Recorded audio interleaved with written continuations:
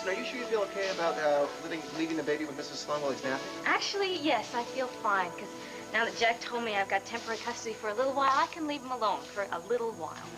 Okay, well, as long as I got you out here, are you sure you can't interest me in something other than horseback riding? Nope. I mean, I'm delighted that you're into it, you know. It's just that sitting aboard a moving animal isn't my idea of a good time. What about a rousing game of croquet? What about you go take a look at your animal? She's down in this stall over here. She's a beautiful female with big brown eyes. I'm looking at the only female I'm interested in. Ted, what is this? I thought you wanted me to teach you how to ride. Fine. If it'll make you feel better, I'll go stare at the animal. Thank you. You are kidding. Look at the size of this thing. Do these things ever step on you? Yeah, from time to time they do, but most of the time they just throw you on your rear. How pretty? Yeah, she's beautiful, isn't she? Take the words right out of my mouth. Would you stop? I just realized something. We're not dressed to go riding. No, seriously, think about it. We're supposed to wear those funny little baseball caps with the red jackets and the pants with the leather on the inside of them. Jeans, boots. It's proper riding gear for West Virginia, and it's good enough for you. Now this, young man, is your saddle. Oi, brace yourself, Bridget. I'm home.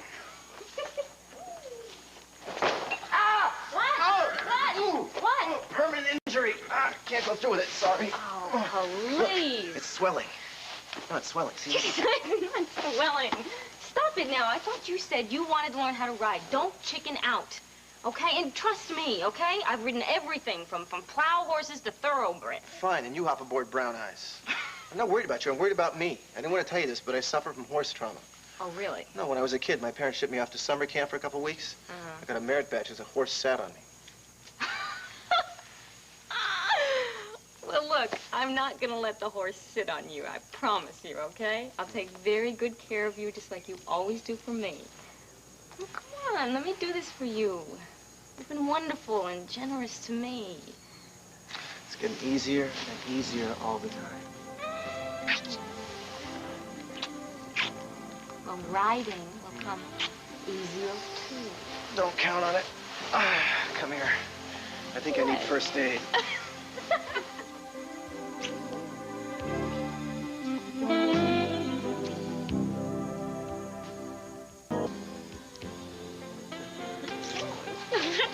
About that riding lesson. What? You sure we can't wait till tomorrow?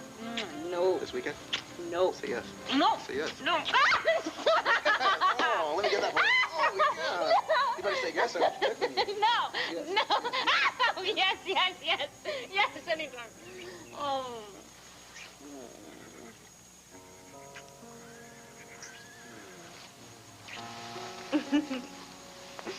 Oh. No, don't. Oh, please, I'm a sight. Sure are. Eyes as pretty as a summer day. Hair exactly like honey. And a body that smiles at me every time I look at it. Yeah, I'd say you're about the prettiest sight I've ever seen. Oh, Ted. What? Come on. No, it's just so nice. And these feelings that come up for me, they're so powerful. I know exactly what you mean, but being with me shouldn't make you sad. It doesn't make me sad, does it? Well, why do you start crying every time I kiss you? I don't know, because I'm happy. I'm happy. It's like a miracle in my life. Well, you're the miracle in my life. You changed my life. You changed me. I love you.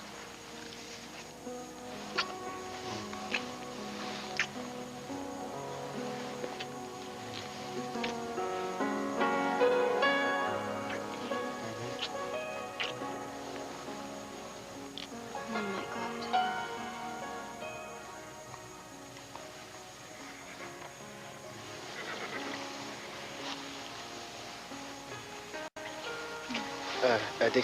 Dixie, I think it's time to hit the trail. What? Well, it's just me, but, you know, I think we should kind of cool it for a while, because in situations like this, I tend to get excited.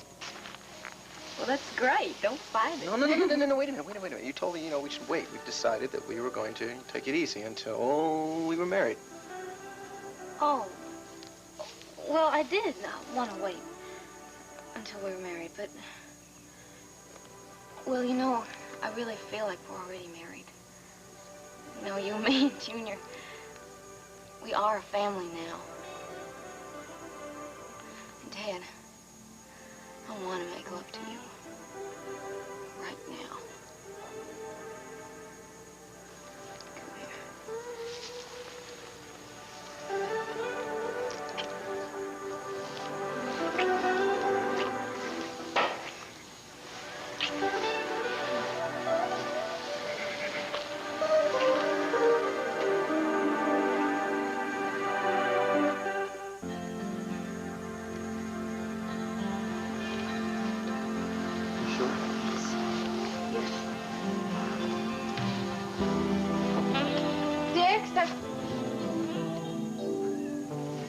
I'm sorry.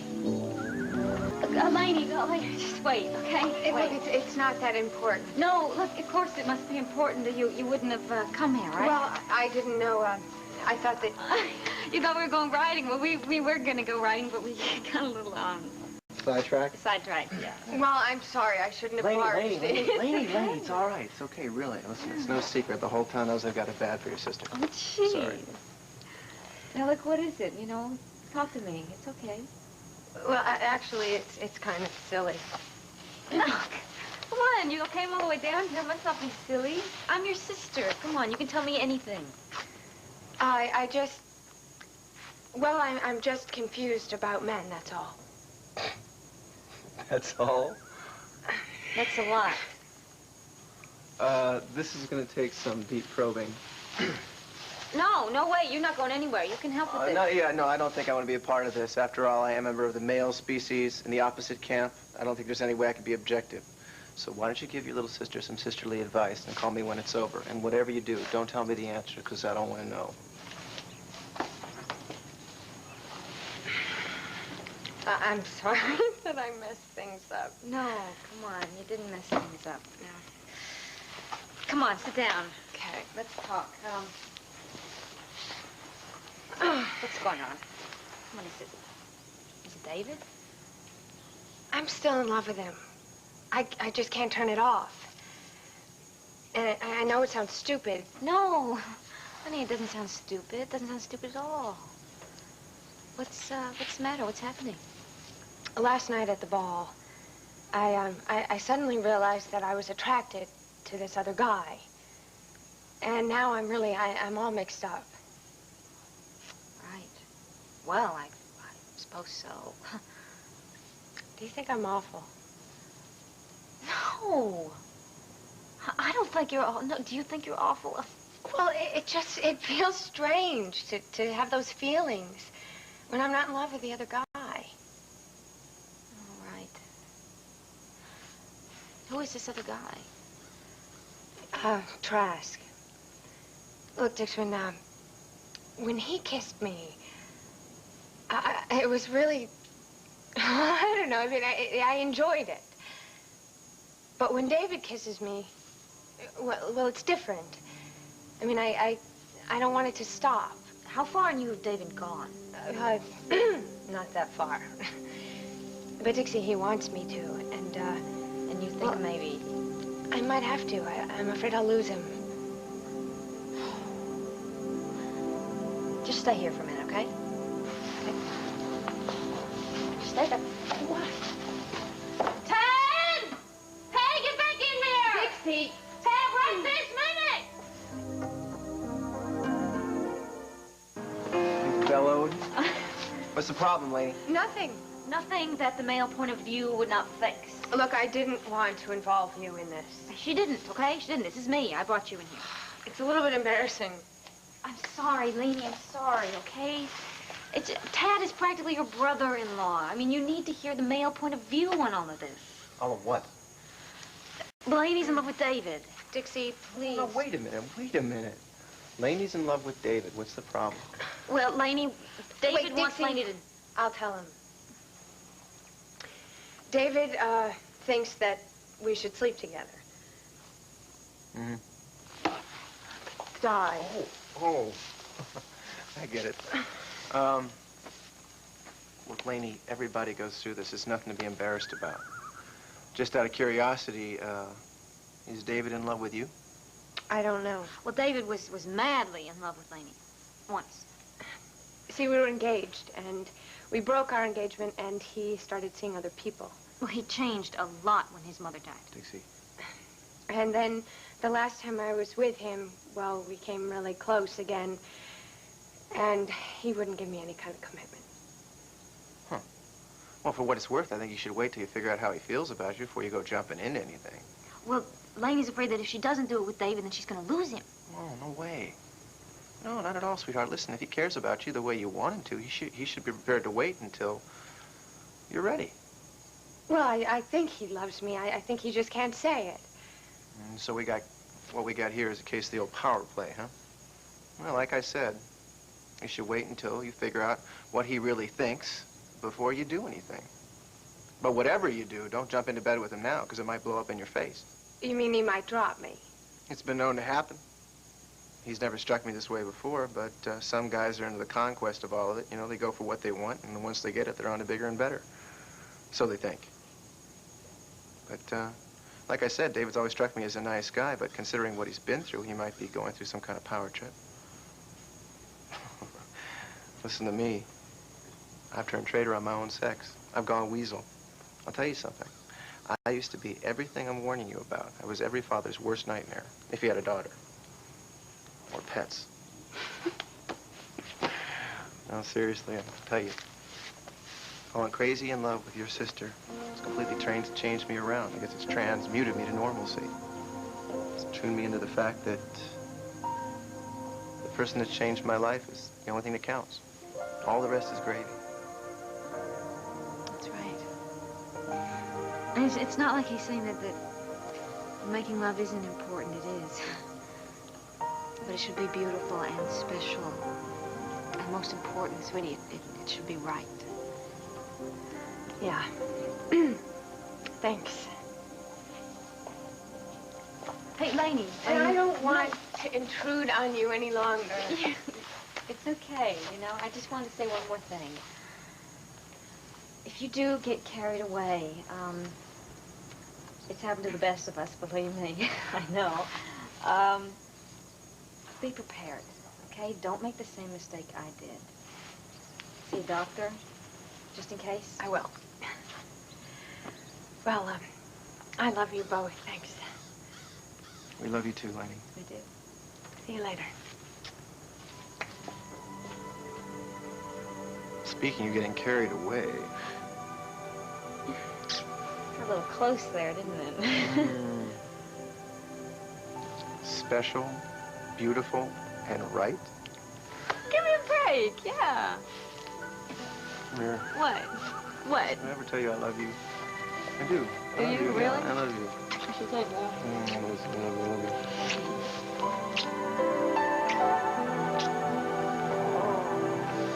Let's get out of here.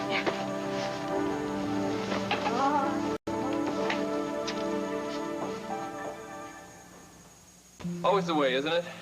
Get to court on time, you have to wait. Oh, what's a little wait when we have victory within our grasp? You really think so? I know so. Just hang in there, kiddo. Well, here he is, and on time, too. And Brooke, little moral support. I don't think you'll be so glib when this is over, Palmer. You all have a surprise in store for you. Oh, I've had my surprise for the day. I'm just amazed that you'd show it, knowing the results of this hearing are a foregone conclusion. Oh, indeed they are. That's precisely why I'm here. Well, you could have used your time a little better trying to find the money that you owe me before you lose the shirt on your back. Yeah, you'll get your money, Palmer. You better worry about convincing that judge that I'm an unfit father based on these flimsy allegations. They're not flimsy allegations. We've got concrete evidence. Oh, really? We'll see. Actually, whatever's said in there against me, no one, not even you, Dixie, can say that I was an unloving father to that boy. I had sole care of him for the first few important months of his life.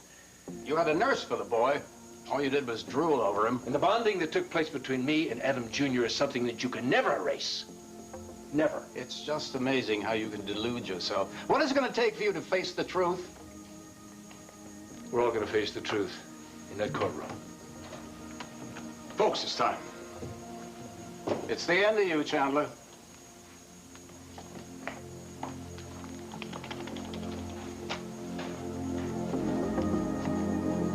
I've heard heard the plea on both sides, examined the evidence presented, and I am now ready to make my ruling. After a careful review of the facts in this case, it is my decision to overturn the former custody ruling and award full legal custody of Adam Chandler Jr. to his mother, Dixie Cooney Chandler. No, no. Father, Adam Chandler, will be allowed supervised visits at the child's home 3 hours a week, time and day to be mutually agreed upon. However, as Adam Chandler Jr. gets older, these visiting privileges may be amended to ensure that they are most beneficial to the child. This hearing is adjourned. There we go. All right. Thank you. Oh, kiddo. It's all yours now. Everything's wonderful. Well, do something. Mr. Chandler, it was a just decision. Whose side are you on, anyway? With the ammunition that you gave your ex-wife, I am surprised Judge Rose even allowed weekly visitation.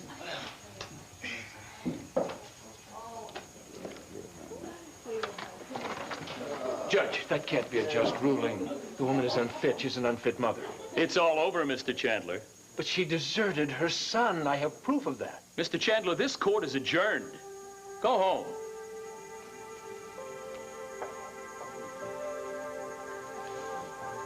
Did you guys hear that? Oh, this is the happiest day of my life. Well, you got one more coming.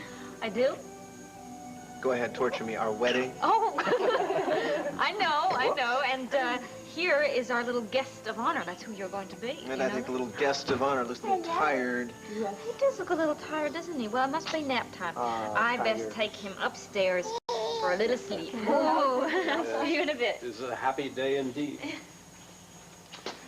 And just in a day or two, why, all of the Chandler enterprises will be under my banner.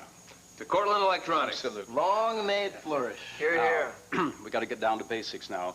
So I want all those companies to be very carefully integrated. So, Will, you will take over the manufacturing companies, and I want you to keep a sharp eye on those Japanese and the Germans, because they'll take advantage of a weak company and kind of steal the market. Oh, we can't have that happen, can we? Absolutely not. And Sean, I want you to oversee the former Chandler communications, right? Because you work so closely with Chandler on those things. I'll stay on top of things. If I may make a suggestion. Yeah.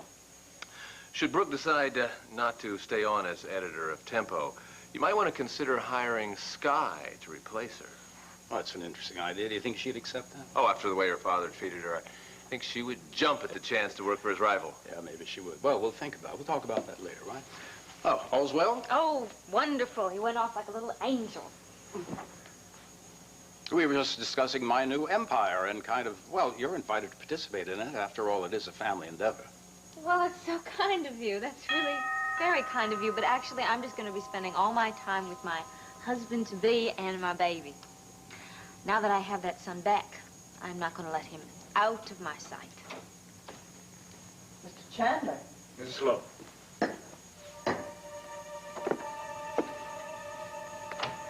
I've come to see my son.